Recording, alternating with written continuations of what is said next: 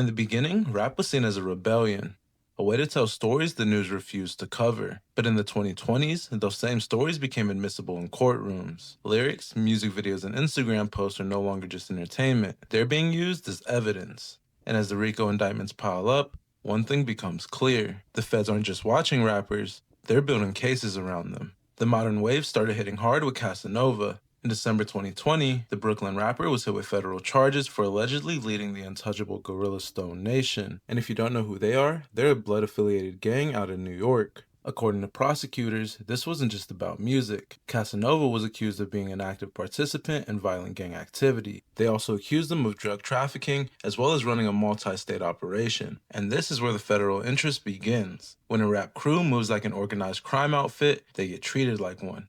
Whether you're on the mic or on the block, if you're funding, promoting, or protecting a violent enterprise, the RICO applies. And Casanova pled guilty to racketeering and narcotics conspiracy, admitting that he played a leadership role. He now faces up to 60 years in prison. But what was it that really drew the feds in? And the answer lies deeper than lyrics, money, or even the enterprise he built. The feds follow the money, and when the money is dirty, the rapper becomes the headline. Around the same time, OMB Bloodbath, a rising artist from Houston, was quietly being watched too. Back in 2017, a murder in Houston made local news, but years later, Bloodbath was charged for allegedly helping orchestrate it from jail. The feds built their case from jail calls, gang connections, and even Instagram DMs, painting a picture of a rapper financing and directing violence while working towards a record deal. Why was she targeted, you may ask? Because in the eyes of the prosecutors, she was a shot caller with industry backing, someone who blurred the lines between street loyalty and music success. That fusion isn't exactly what makes rappers such high-value federal targets.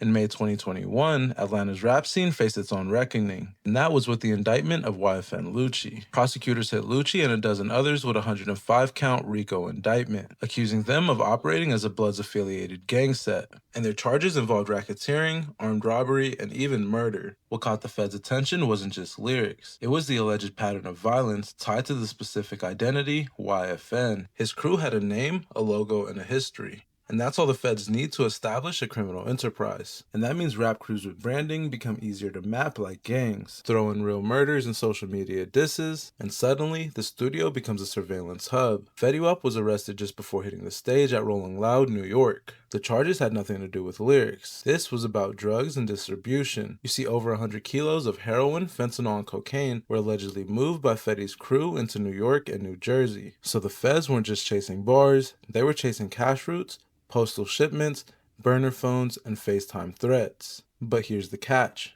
Rappers are public figures, and that honestly just makes surveillance easier. You see, every tweet, every post, every little thing they do just becomes a part of their big digital footprint. And Fetty Wap's rise is what made him visible. His lifestyle made him a target, and his alleged connections to the real underground drug world sealed the deal. In late 2020, another rapper, Hoodrich Pablo Juan, was indicted in Georgia alongside 45 others tied to the Rolling 20s neighborhood Bloods. The case alleged murder, drug trafficking, and aggravated assault. Pablo, known for collaborating with big-name Atlanta artists, was suddenly in the crosshairs of something far bigger than music. And again, this fits the pattern. The feds don't just look at what you rap about. They look at who you're around and whether your label is a front for something else. By December 2022, Pablo had pled out, 5 years in prison, 10 years probation. And this came with strict conditions: no guns, no ammo, and no contact with any known gang members. So a RICO charge doesn't just lock you up, it also restructures your whole life. Then came the case that changed everything: Young Thug and YSL. On May 9th, 2022, Atlanta police raided Young Thug's mansion, arresting him, Gunna, and 26 others in a 56-count RICO indictment. Prosecutors alleged that YSL, which Thug claimed was a label, was in fact a violent street gang, and they claimed it was responsible for at least 50 acts of violence. This included attempted hits, as well as drive-bys and even murder. But why did the feds go after Young Thug? Well, it's because they believed YSL wasn't just a brand, it was a full-blown criminal enterprise. His lyrics mentioned ops, his videos featured weapons, and according to prosecutors, some members were asking him for permission to carry out murder. Thug allegedly rented the car that was used in the deadly shooting, and gun charges were added after the raid. This wasn't just about lyrics, it was about leadership, structure, and intent. Thug would later plead guilty to lesser charges, such as gang, drug, and gun charges. He would later be released on probation after pleading guilty.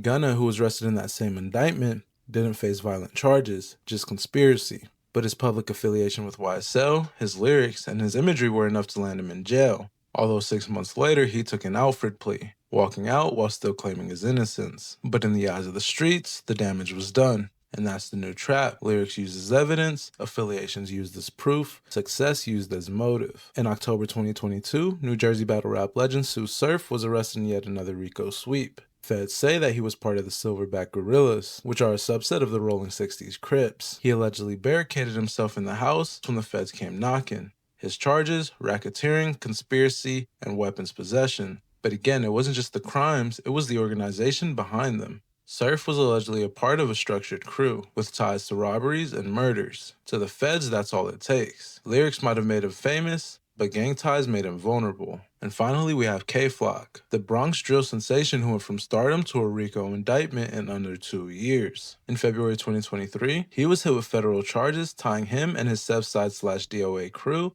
to 7 shootings, including one that turned deadly. Prosecutors say drill lyrics reference real events, and that music videos showcase the guns that were being used. Why Flock? Well, because in drill, the line between entertainment and confession is paper thin. The lifestyle isn't just described, it's filmed, posted, and monetized.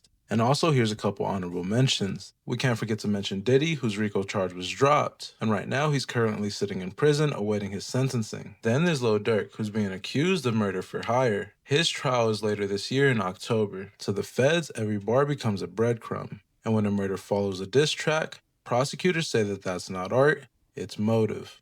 So what's the real reason that feds are watching rappers? Because in too many cases, the music overlaps with actual violence. Crews form around loyalty, but that loyalty sometimes bleeds to crime. Lyrics document beefs, videos show weapons, money gets moved without receipts, and when the feds connect the dots, that's when the Rico steps in. They're not just building cases off rhymes. They're building cases off patterns, affiliations, DMs, phone calls, tour stops, and murder scenes. Then they're playing your song in court. Comment down below, what are your thoughts on the whole thing?